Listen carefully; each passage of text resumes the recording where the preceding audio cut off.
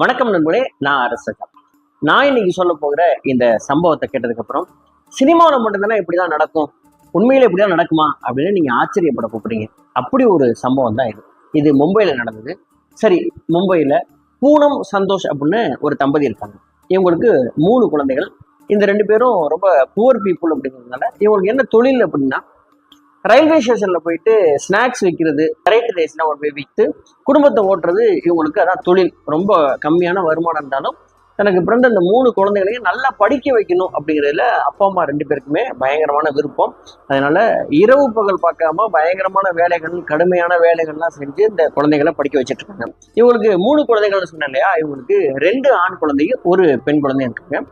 2013ஆம் ஆண்டு இவங்க பையன் ரோஹித், இவனுக்கு 8 வயசு.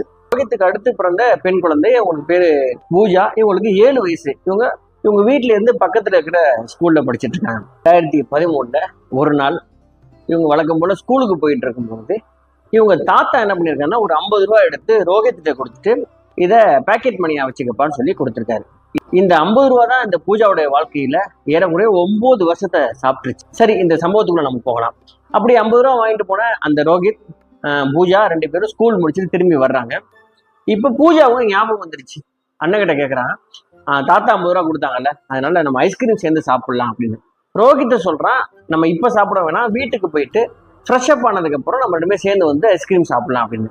ஆனா தங்கச்சி பூஜாவுக்கு இல்ல இப்பவே எனக்கு ஐஸ்கிரீம் சாப்பிடணும், அதனால என்னோட பங்கு எனக்கு கொடுத்துரு, இல்லைன்னா 50 ரூபா கொடு, நான் ஐஸ்கிரீம் சாப்பிட்டு உனக்கு வர வேண்டிய பணத்தை கூட நான் கொடுத்துட்றேன் அப்படின்னு சொல்லி பூஜா கேட்டிருக்காங்க. ரோஹித் இல்ல நான் கொடுக்க மாட்டேன், வீட்டுக்கு போயிட்டு நம்ம 2 பேருமே சேர்ந்து வந்து சாப்பிடலான்னு அவன் சண்டை போட்டிருக்கான். ஒரு கட்டத்துல பூஜா இல்ல எனக்கு இப்பவே நீ பணம் தந்தாகணும்னு சொல்லி சண்டை போட்ட உடனே ரோஹித் பணத்தை எடுத்துட்டு வீட்டுக்கு ஓடி போயிடுறான். இந்த அண்ணன் தங்கச்சி சண்டை எல்லா வீட்லயும் நடக்கிறது. அதே மாதிரி தான் ரோஹித்துக்கு நடந்திருக்கு. தங்கச்சி வந்துருவா அப்படின்னு சொல்லிட்டு ரோஹித் வீட்டுக்கு போயிட்டான். வீட்டுக்கு போய் தங்கச்சி வந்துட்டாளா அப்படின்னு பார்த்தா 1/2 மணி நேரம் ஆகியும் வரல. உடனே அவனுக்கு கொஞ்சம் பயம் வந்துருச்சு. வீட்டுல இருந்து அம்மா அப்பாட்ட இந்த மாதிரி தங்கச்சி சண்டை போட்டா இன்னும் வீட்டுக்கு வரல அப்படின்னோடனே, ஒன்றும் பயப்படாத, எப்போதுமே லேட்டா தானே இந்த மாதிரி சண்டை போடுவா, ஃப்ரெண்ட்ஸோட விளையாடுவா, லேட்டா வருவா, ஒன்றும் பிரச்சனை இல்லைன்னு சொல்லிட்டு அவங்களும் கேஷுவலா விட்டுருக்காங்க. 2 மணி நேரம் ஆச்சு, பூஜா வரவே இல்லை. இப்போ அவங்களுக்கும் பயம் வந்துருச்சு. தேட ஆரம்பிச்சிருக்காங்க, ஃப்ரெண்ட்ஸ் எல்லாம் கேட்டிருக்காங்க, சொந்தக்காரங்க வீட்டுக்கெல்லாம் போய் பார்த்துருக்காங்க, எங்கேயுமே பூஜா இல்லை. இப்போ நைட் ஆயிடுச்சு. இவங்களுக்கு இதுக்கப்புறம் நம்ம தாமதிக்க கூடாதுன்னு அங்கிருந்து போலீஸ் ஸ்டேஷன்ல போயிட்டு ஒரு கம்ப்ளைண்ட்டை ஃபைல் பண்றாங்க. இந்த பெண் குழந்தைகள் கடத்தல் கேஸ்ல எந்த கடத்தல் கேஸா இருந்தாலும் 24 மணி நேரத்துக்குள்ள தேடி கண்டுபிடிச்சிட்டாங்கன்னா அவங்கள உயிரோட மீட்கலாம். அதுவும் பர்டிகுலரா பெண் குழந்தைகள் கடத்தல் கேஸ்னா போலீஸ் ரெக்கார்டு படி என்ன சொல்றாங்க அப்படின்னா, 24 மணி நேரத்துல நீங்க தேடி கண்டுபிடிச்சீங்கன்னா உயிரோட மீட்கலாம். இல்லை அப்படின்னா அவங்க வந்து வெளி மாநிலங்களுக்கு விற்கப்படலாம், இல்லைன்னா அவங்க கொல்லப்படலாம். அவங்களோட உயிருக்கு உத்தரவாதம் இல்லை. 1 வாரத்துக்குள்ள நீங்க அவங்களை கண்டுபிடிக்கிறதுனா ஒருவேளை சடலமா கண்டுபிடிக்கலாம். 1 வாரம் தாண்டிடுச்சுன்னா அவங்களுடைய எங்க இருக்காங்க, பாடியாவது இருக்குமானா அதுக்கும் நிரந்தர உறுதியா நீங்க சொல்ல முடியாதுன்னு சொல்லிட்டு தான் போலீஸ் எல்லாம் இந்த மாதிரியான வழக்குகளை டீல் பண்றவங்க எல்லாருமே சொல்ற விஷயம். அப்படி இவங்க தான் குழந்தைக்கு எதுவும் ஆயிடக்கூடாதுன்னு சொல்லிட்டு பதறி அடிச்சுட்டு பெற்றவங்க, அவங்க ரிலேஷன்ஸ், ஃப்ரெண்ட்ஸ் எல்லாருமே தேடி இருக்காங்க. பூஜாவை காணோம். உடனே அந்த இரவுலேயே போயிட்டு போலீஸ் ஸ்டேஷன்ல இந்த மாதிரி குழந்தைய காணா சொல்லிட்டு அவங்க கம்ப்ளைண்ட் கொடுக்குறாங்க. எஃப்ஐஆர் ஃபைல் பண்ண அந்த போலீஸ் ஸ்டேஷன்ல அன்னைக்கு நைட்லயே போயிட்டு எல்லா இடத்துலையும் தேடுறாங்க, அந்த குழந்தை காணோம். இந்த போலீஸ் ஸ்டேஷன்ல ராஜேந்திர போசல் அப்படின்னு சொல்லிட்டு ஒரு சப் இன்ஸ்பெக்டர் இருக்காரு. அந்த சப் இன்ஸ்பெக்டரோட சிறப்பு என்ன அப்படின்னா, ஏறக்குறைய 160 மிஸ்ஸிங் கேஸை இவர் டீல் பண்ணியிருக்காரு. 160 பேரையும் ஒரு மீட்டு எடுத்துட்டு வந்திருக்காரு. அதனால இந்த போலீஸ் ஸ்டேஷன்ல ராஜேந்திர பிரசாத் இருக்கிறது இந்த அப்பா அம்மாவுக்கு ரொம்ப நம்பிக்கை தந்திருக்குது. அந்த ராஜேந்திர போசல் பூஜாவுடைய போட்டோ எடுத்துக்கிட்டு நான் கண்டிப்பா கண்டுபிடிச்சு தரேன், நீங்க கவலைப்படாதீங்கன்னு சொல்லிட்டு அவர் ஒரு சிறப்பு படையோட சேர்ந்து அவருடைய பாணியில எல்லா இடத்துலயும் தேடி அலைஞ்சிருக்கிறாரு. ஆனா அந்த பூஜாவை காணோம். 1 நாள் ஆச்சு, 2 நாள் ஆச்சு, இப்ப வார கணக்குல, மாத கணக்குல ஆச்சு, பூஜாவை கண்டுபிடிக்க முடியல. இந்த ராஜேந்திர போசலுக்கு எப்படி ஆயிடுச்சுன்னா, இத்தனை கேஸை டீல் பண்ண என்னால ஒரு சின்ன குழந்தைய கண்டுபிடிக்க முடியலையேன்னு சொல்லிட்டு அவருக்கு பர்சனலாவே இது பயங்கரமா டிப்ரெசிவ் ஆனதுனால வேலை நேரத்தெல்லாம் தாண்டி வீட்டுல போய் ரெஸ்ட் எடுக்கிற நேரம் இருக்கு இல்லையா, அந்த நேரத்துல கூட போலீஸ் ஸ்டேஷன்ல இருந்து இந்த எஸ்ஐயோடைய வீடு 15 கிலோமீட்டர் தூரமா. இவர் அங்கேருந்து ட்ரெயின்ல வருவாராம். ட்ரெயின் வர்ற அந்த வழி ஃபுல்லா பூஜாவுடைய போட்டோ பேக்கெட்ல வச்சுட்டு இந்த பொண்ணை பாத்தீங்களான்னு சொல்லி எல்லா கடைகள் போற இடங்கள் இது மாதிரி எல்லா இடத்துலயும் போய் பர்சனலாவே நிறைய விசாரிக்க ஆரம்பிச்சிருக்காரு. ஆனா இந்த ராஜேந்திரனாலையும் அதை கண்டுபிடிக்க முடியல. இப்படி இந்த ராஜேந்தர் 3 வருஷம் கழிச்சு அந்த போலீஸ் ஸ்டேஷன்ல இருந்து அவர் ரிட்டையர்ட் ஆகுறாரு. என்னுடைய வாழ்க்கையில இப்படிப்பட்ட நான் கேஸை நான் ஒரு அன்பினிஷ்டா விட்டு போனதே இல்லை.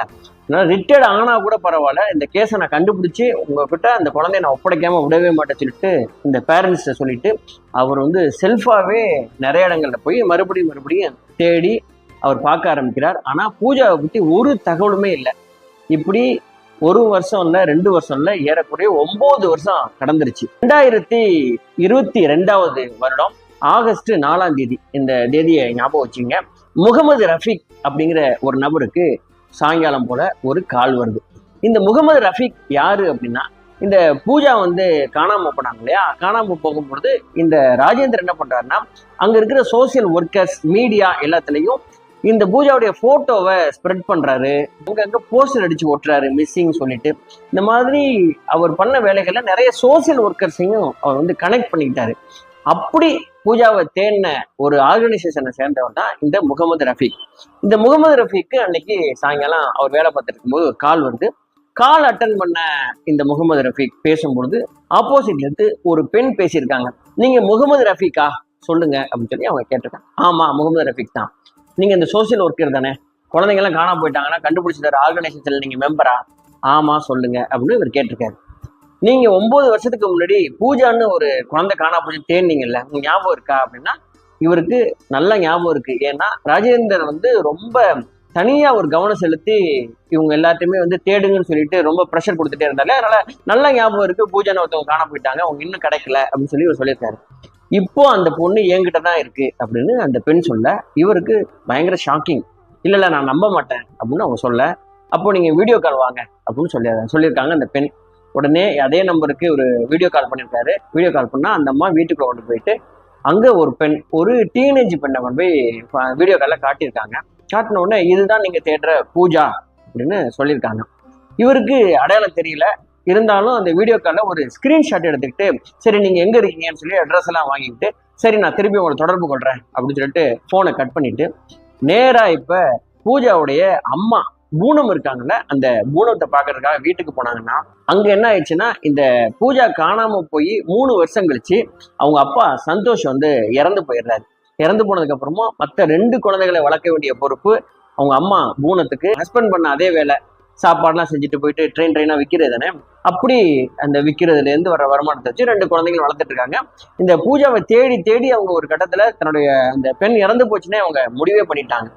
அப்படி இருக்கிற சூழல்ல இந்த முகமது ரஃபீக் போய் கதவை தட்டி அவங்க வெளில வர்றவங்கள்ட்ட இந்த மாதிரி இந்த போட்டோ யாரு உங்களுக்கு தெரியுதா அப்படின்னு சொல்லிட்டு இந்த ஸ்கிரீன்ஷாட்டை அந்த அம்மாட்ட காட்ட, அந்த அம்மா அதை பார்த்த உடனே அது 7 வயசுல தொலைஞ்சு போன குழந்தை, அது 80 வயசு இல்ல 70 வயசு பாட்டியா வந்தா கூட ஒரு அம்மானால கண்டுபிடிக்க முடியலையா? அந்த போட்டோ பார்த்த உடனே அந்த அம்மா மயக்கப்பட்டு கீழே விழுந்துடுறாங்க.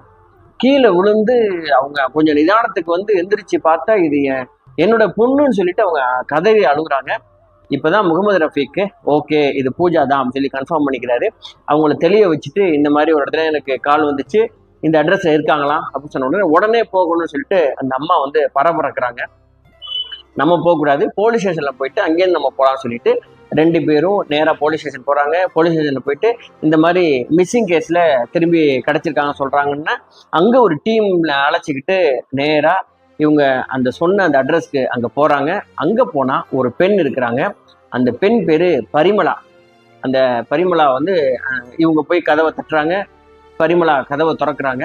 நான் தான் ஃபோன் பண்ணேன், முகமது ரஃபீக் யாரு அப்படின்னா நான் தான் சொல்லிட்டு இவர் வர்றாரு.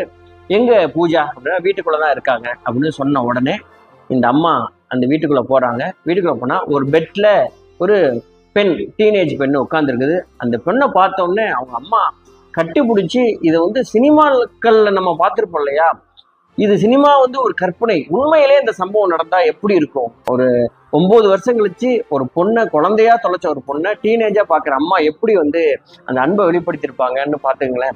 அப்படி ஒரு எமோஷனலா அந்த இடம் இருந்திருக்கு. அங்க இருக்கிற போன போலீஸ் எல்லாம் அழுதுருக்காங்க. ஸோ அந்த பொண்ணை கட்டி பிடிச்சி அங்கேருந்து வீட்டுக்கு கூட்டிட்டு வந்திருக்கிறாங்க. வீட்டுக்கு கூட்டிட்டு வந்ததுக்கு அப்புறம் அந்த பொண்ணு கிடைச்சிருச்சு. இந்த கதையில இன்னும் சொல்லப்படாத பக்கம்னு சிலது இருக்குல்ல, இந்த பொண்ணு எப்படி காணா போச்சு, என்ன ஆச்சு, இத்தனை நாள் எங்க இருந்துச்சு அப்படிங்கிறத இந்த பூஜா கண்டுபிடிச்சதுக்கு அப்புறம் அந்த பொண்ணை கொஞ்சம் கொஞ்சமா நார்மல் பண்ணதுக்கு அப்புறம் இப்போ போலீஸ் என்கொயரி பண்றாங்க. நீ எங்கம்மா இருந்த, உனக்கு என்னாச்சு அப்படின்னு கேட்க ஆரம்பிக்கிறாங்க. பூஜா என்ன சொல்றாங்க அப்படின்னா, அந்த ஒரு நாள் ஐஸ்கிரீம் கேட்டு சண்டை போட்டாங்கல்ல, அந்த நாள்ல அந்த பொண்ணு கொஞ்சமா ஞாபகப்படுத்தி அன்னைக்கு என்ன நடந்துச்சு கிட்ட சண்டை போட்டு இவங்க எனக்கு ஐஸ்கிரீம் வேணும் இல்லைன்னா நான் வரமாட்டேன்னு சொல்லிட்டு அங்கேயே அழுதுட்டு இருந்தாங்க. இதை பார்த்துட்டு இருந்த தூரத்துல ஒரு நபர் ஹென்றி டிசோசா அப்படின்னு அவருடைய பேரு. அவர் பார்த்துட்டே இருந்திருக்காரு. இந்த பொண்ணுகிட்ட போயிட்டு ஏமா அழுகிற அப்படின்னா, எனக்கு அண்ணன் வந்து ஐஸ்கிரீம் வாங்கி தர மாட்டேன்டா அப்படின்னு சொல்லியிருக்காங்க. உடனே அவர் நான் உனக்கு ஐஸ்கிரீம் வாங்கி தரேன் வா அப்படின்னு சொல்லிட்டு அழைச்சிட்டு போயிட்டு ஐஸ்கிரீம் வாங்கி கொடுத்துருக்காரு. இது அந்த பூஜா சாப்பிட்ருக்காங்க அந்த குழந்தை. உடனே சரி எங்க வீட்டுக்கு வரியா, உனக்கு நிறைய ஐஸ்கிரீம் வச்சிருக்கேன்னு சொல்லிட்டு வீட்டுக்கு போயிட்டாங்க. அங்க போனா அங்க அவங்க இந்த ஹென்ரியோடைய ஒய்ஃப் இருக்காங்க. ஒய்ஃப் கிட்ட போயிட்டு இந்த பூஜாவை விட்டுட்டு நமக்கு வந்து கல்யாணம் ஆகி 6 வருஷம் ஆச்சு, குழந்தை இல்லை, அதனால கடவுளா பார்த்து இந்த குழந்தைய நமக்கு கொடுத்துருக்காரு, நம்ம இதை வளர்க்கலாம் அப்படின்னு சொன்னோடனே அந்த அம்மாவும் ஓகே எனக்கு சம்மதம் தான் அப்படின்னு அவங்க முடிவு பண்ணியிருக்காங்க. அவங்க குழந்தை இல்லை அப்படின்னா முறையா அவங்க தத்து எடுத்துருக்கணும், இல்லைன்னா அவங்க ட்ரீட்மெண்ட் பண்ணி குழந்தைய பெற்றுக்கிறதுக்கு ட்ரை பண்ணியிருக்கணும். அப்படி இல்லாம இந்த மாதிரி ஒரு தவறான வழியில ஒரு குழந்தைய கடத்திட்டு போய் வளர்க்கலாம்னு முடிவு பண்ணிட்டாங்க. இப்ப இந்த பொண்ணுக்கு அப்பா அம்மாவோட ஞாபகம் வரக்கூடாதுங்கிறதுக்காக கேட்டதெல்லாம் வாங்கி கொடுக்குறாங்க. ஐஸ்கிரீம், சாக்லேட்ஸ்ன்னு வாங்கி வாங்கி வாங்கி வாங்கி கொடுத்துக்கிட்டே இருக்கிறாங்க. இப்போ ஒரு பக்கம் இப்படி கொடுத்துட்டு இதே நேரத்துல தான் போலீஸ்ல கம்ப்ளைண்ட் கொடுத்து அவங்க வந்து ஊர் ஃபுல்லா போஸ்டர்லாம் அடிச்சு மீடியாக்கள் மூலமாகவும் எல்லா இடத்துலையும் பயங்கரமா தேடிக்கிட்டே இருந்திருக்காங்க. இப்படி அங்கங்க போஸ்டர்லாம் அடிச்சு போலீஸ்லாம் தேடுறாங்கன்னு தெரிஞ்ச உடனே இந்த ஹென்ரியும் அவங்க ஒய்ஃபும் என்ன முடிவு பண்ணிருக்காங்கன்னா, இதே ஊர்ல மும்பைல இருக்கிறது நமக்கு தெரிஞ்ச இன்னும் இதுல பெரிய கொடுமை என்னன்னா, இந்த பூஜா வீட்ல இருந்து வெறும் 500 மீட்டர்ல தான் இந்த ஹென்ரியோட வீடே இருந்திருக்கு. ஸோ ஈஸியா நம்மளை கண்டுபிடிச்சிருவாங்க அப்படின்னு சொல்லிட்டு என்ன பண்ணாருன்னா, நம்ம இங்க இருக்கவே வேணாம் அப்படின்னு கோவாவுக்கு போயிடுறாரு. கோவாவில் போய் இருந்திருக்கிறாரு. அதுக்கப்புறம் நம்ம சவுத் பக்கம் போயிடலாம் அப்படின்னு சொல்லிட்டு பெங்களூர்ல வந்து அவங்க தங்கியிருக்கிறாங்க. சரி நம்ம பெங்களூர்ல நம்ம மும்பைக்கு போயிடலாம், இந்த பொண்ணை வந்து ஹாஸ்டல்ல சேர்த்து விட்டு படிக்க வைக்கலாம் அப்படின்னு சொல்லிட்டு முடிவு பண்ணிட்டு ஒரு நல்ல ஸ்கூல்ல இருக்கிறதுல நல்ல பெஸ்ட் ஸ்கூல்ல கொண்டு போய் இந்த பூஜாவை சேர்த்திருக்காரு. பூஜாங்கிட்ட பேரு வேணாம் அப்படின்னு சொல்லிட்டு இவங்க ஃபேமிலி பேரே இருக்கட்டும் அப்படின்னு சொல்லிட்டு பேரை மாத்திருக்காரு. என்னன்னா ஆனி டிசோசா அப்படின்னு சொல்லிட்டு பேரை மாத்திட்டு அந்த ஹாஸ்டல்ல தங்க வச்சு அவங்க மறுபடியும் மும்பைக்கு போயிடுறாங்க. எப்படி ஹாஸ்டலுக்கு கொண்டு வந்து விட்டு போற குழந்தைகளை பாக்குறதுக்கு அம்மா அப்பா வருவாங்களோ அதே மாதிரி எவ்ரி மந்த் வருவாங்களாம், கேட்கறதெல்லாம் வாங்கி கொடுப்பாங்களாம், அன்பை பொழிஞ்சிருக்காங்க. இப்போ 2-3 வருஷம் ஆயிடுச்சு. இந்த பூஜாவுக்கு டோட்டலாவே பழைய விஷயம் எல்லாமே மறந்து இதுதான் நம்ம அம்மா அப்பான்னு சொல்லி ஒரு கன்ஃபியூஸ் ஆகி அவங்க நம்ப ஆரம்பிச்சிட்டாங்க. அவங்க சின்ன குழந்தை இல்லை, குழந்தைங்கிறதுனால டோட்டலாவே பழைய விஷயங்கள் எல்லாமே காலப்போக்கில் மறந்து இவங்க தான் அம்மா அப்பாங்கிற லெவலுக்கு இப்போ வந்துட்டாங்க. இதுல என்ன பெரிய கொடுமை அப்படின்னா, இப்படியே நல்லா போயிட்டு இருக்கு.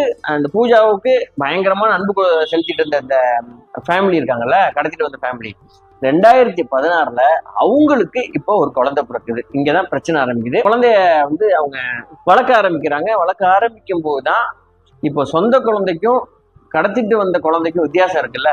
இப்போ மொத்த அன்பும் இந்த குழந்தை மேல திரும்பின உடனே இப்ப பூஜாவை எதுக்கு நம்ம இவ்வளவு காசு கொடுத்து படிக்க வைக்கணும், இவன் நம்ம குழந்தையா என்ன, அதனால படிப்பெல்லாம் வேணாம், கூப்பிட்டு வாங்க அப்படின்னு சொல்லி அவங்க முடிவு பண்றாங்க. இப்ப பெங்களூர்ல இருந்து இந்த பூஜாவை மும்பைக்கு கூட்டிட்டு போறாங்க.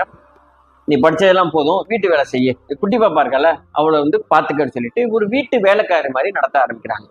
இப்படி ஆரம்பிச்சவங்க ஒரு கட்டத்துல வெறுப்பு அதிகமாகி இவங்களுக்கு வந்து சோறே போடுறது இல்லை, ட்ரெஸ்ஸே வாங்கி கொடுக்கறது இல்லை, ஒரு வேலைக்காரி மாதிரி சித்திரவதை பண்ண ஆரம்பிச்சிருக்காங்க. அப்படி போயிட்டே இருக்கும்போது ஒரு கட்டத்துல நீ என்ன வேலை பார்க்குற, உன்னால ஒரு பிரயோஜனம் இல்லை, ஒரு அனாதை உன்னை கொண்டு வந்து சோறு போடணுமா, உனக்கு வந்து ட்ரெஸ் வாங்கி கொடுக்கணுமா, உன்னையெல்லாம் அப்படியே விட்டு வந்திருக்கணும் சொல்லிட்டு இவங்க 2 பேருமே பேச ஆரம்பிச்சாங்க. ஒரு நாள் இந்த ஹென்றி என்ன பண்றாருன்னா ஃபுல்லா சரக்கு அடிச்சுட்டு வந்து உளறி கொட்டியிருக்காரு. நான் உன்னை வந்து கொண்டு வந்தது பெரிய தப்பு பண்ணிட்டேன், எனக்கு ஒரு புள்ள பிறக்குன்னு தெரியாம கூட்டதுன்னு சொல்லிட்டு அவர் பயங்கரமா உளறி இருக்காரு. இப்போ இவளுக்கு ஏன் நம்ம அப்பா அப்படி பேசுறாரு, நமக்கு ஒரு தங்கச்சி பாப்பா பிறந்த உடனே நம்மளையே வெறுக்கணும்னு சொல்லிட்டு பயங்கர குழப்பத்திலே இருந்துட்டு இந்த பூஜா டோட்டலா அவங்க லைஃபே மறந்துட்டாங்க. தனக்கு ஒரு அப்பா அம்மா இருந்தது, இப்படி தான் கடத்தப்பட்டு வந்தது, இது எல்லாமே மறந்துட்டு இவங்க தான் அப்பா அம்மா அப்படிங்கிற குழப்பத்திலே அவங்க இருந்திருக்காங்க. இப்படி இருக்கும்போது ஏன் அப்பா நம்மள அனாதைன்னு சொல்றாரு, தூக்கிட்டு வந்தேன்லாம் சொல்றாரு அப்படின்னு சொல்லிட்டு நம்ம பேர் பூஜான்னு வேற சொல்றாருன்னு சொல்லிட்டு பயங்கர குழப்பத்தில் இருந்திருக்காங்க. இப்படி போயிட்டே இருக்கும் போதுதான் இந்த ஹென்றி என்ன பண்ணியிருக்காருன்னா, ஹென்றி இருந்த தெருவுக்கு பக்கத்துல ஒரு பெரிய பணக்கார வீடு. அந்த வீட்டுல இருக்கிற குழந்தைய பாத்துக்கிறதுக்காக ஒரு நல்ல வேலைக்காரி வேணும்னு கேட்டிருக்காங்க. உடனே இந்த பொண்ணை கொண்டு போயிட்டு, இவன் நல்லா பாத்துக்குவா, இவன் எங்க வேலைக்காரி தான் கொண்டு போய் அங்க விட்டுருக்காங்க. 10,000 சம்பளத்துக்காக நீ அங்க கொண்டு போய் வேலைக்கு விட்டுருக்காங்க. இப்ப வேலைக்கு போன அந்த பூஜா அங்க வேலை பார்த்துட்டு இருந்த பரிமளா அப்படிங்கிற ஒரு பெண்ணை சந்திக்கிறாங்க. அந்த பெண்ணுகிட்ட தன்னுடைய கஷ்டத்தெல்லாம் சொல்லி, எங்க அப்பாவும் அம்மாவும் திடீர்னு என்னம்மா இப்படி கஷ்டப்படுத்துறாங்க, ரொம்ப வெறுக்கிறாங்க, நான் இது மாதிரி என்னை தூக்கிட்டு வந்த குழந்தைலாம் சொல்றாங்க, என் பேர் பூஜான்னு சொல்றாங்க, எது உண்மை பொய்னே தெரியலன்னு சொல்லிட்டு பயங்கரமா ஃபீல் பண்ணி இந்த பொண்ணு பேசியிருக்கு. பேசின உடனே அந்த பரிமளா கொஞ்சம் ஸ்மார்ட்டான ஒரு பெண் அப்படிங்கிறதுனால அந்த பொண்ணு என்ன பண்ணிருக்கு அப்படின்னா, அப்படியா உன் பேர் பூஜான்னு சொன்னாங்களா, அப்படின்னா நம்ம வந்து செக் பண்ணி பார்க்கலாம் சொல்லிட்டு கூகுள் பண்ணி பார்த்துருக்காங்க. இந்த மாதிரி மிஸ்ஸிங் கேஸ்ல பூஜாங்கிற பேர்ல ஏதாவது இருக்கான்னு செக் பண்ணா, இப்போ பூஜாவுடைய அந்த போலீஸ் வந்து போஸ்டர் அடிச்சு ஒட்டியிருந்தாங்களே, இதெல்லாம் டிஜிட்டல் ஆகி நெட்ல இருந்திருக்குது. அதுல 4 நம்பர் கான்டாக்ட் நம்பர் கொடுத்துருக்கு. அந்த 9 வருஷம் கழிச்சு இந்த கான்டாக்ட் நம்பர்லாம் ஒன்று ஒன்றா அடிச்சு பார்த்துருக்காங்க. 4 நம்பர்ல 3 நம்பர் அவுட் ஆஃப் ஆர்டர், ஒரு நம்பர் மட்டும் அது வந்து சர்வீஸ்ல இருந்திருக்கு. அதுதான் முகமது ரஃபீக்கோட நம்பர். அந்த நம்பருக்கு அடிச்சு இப்போ இந்த பரிமளா தான் பூஜா இருக்குங்கிற தகவலை சொன்ன உடனே அங்கேருந்து போலீஸ் வந்து இப்போ இந்த பொண்ணை கொண்டு போயிருக்காங்க.